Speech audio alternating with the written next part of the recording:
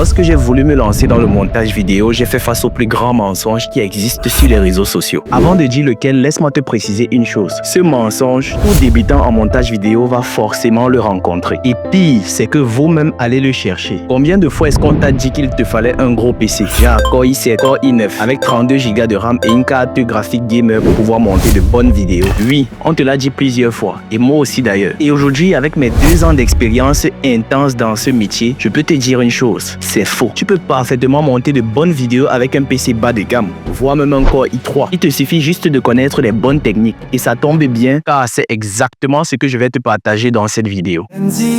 Benzi, le roi du visuel, avec ses idées, il illumine le ciel.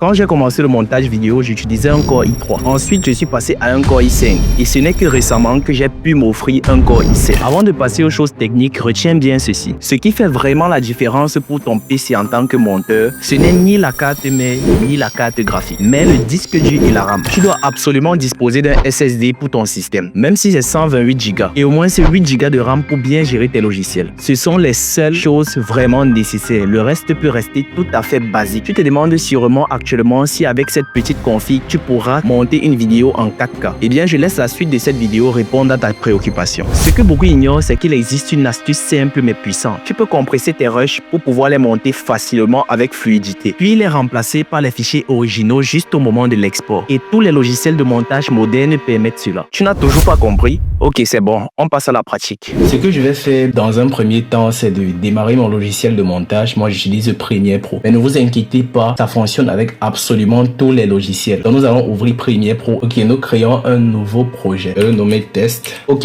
je vais importer une vidéo très lourde à l'intérieur de cette timeline. Je vais te montrer comment alléger cette vidéo, la monter et ensuite remplacer par le fichier original. C'est ce que nous allons faire. Donc nous allons supprimer cette vidéo-ci. Ensuite, nous allons voir comment alléger. Bon, moi j'utilise Adobe Media Encoder, mais je vais prendre l'exemple si tu n'as pas. Tu vas l'importer dans ta timeline. C'est pas celle que tu vas monter, attention. Une fois que tu as importé, tu pars dans Export. Tu vas le mettre en très petite qualité. Donc tu vas le mettre par exemple ici là en 480p ou en 720p. Tu vas le convertir comme ça. Tu vois que directement il pèse moins de 500 mégas, alors que ça pesait plus d'1 giga ici. Donc soit tu vas le mettre comme ça, ou bien si tu ne fais pas toujours très confiance à ton PC, tu vas même le mettre en 480p. Tu vois que là ça devient directement 100 et poussière de mégas, alors que c'était plus d'1 giga. Tu vas l'exporter dans cette qualité là. Ok, là voici ici, nous allons la prendre et nous allons la remettre dans la timeline. Nous allons la remettre comme ceci et nous allons directement supprimer celle qui pesait trop, donc comme celle-ci par exemple. Supprimer de la timeline, pas supprimer de l'ordinateur, parce qu'après je vais l'utiliser. Vous voyez que là c'est un fichier moins lourd, il est très léger, mais il est de moindre qualité. Une fois que je vais finir de monter ma vidéo, comme là voici ici, je vais prendre le panneau projet. Attends, je mets juste ici. Là voici ici cette vidéo. Je vais faire un clic droit. Je vais descendre, je vais cliquer sur rompre le lien avec le média.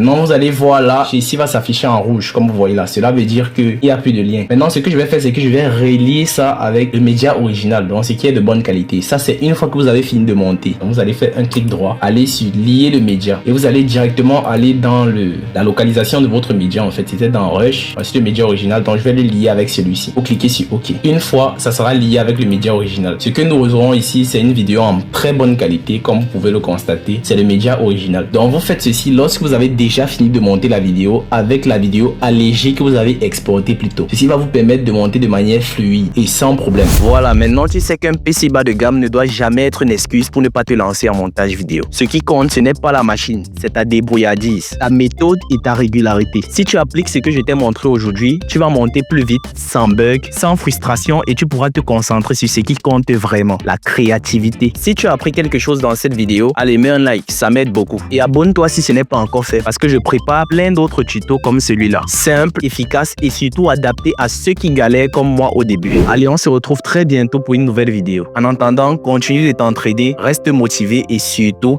ne lâche rien. Ciao!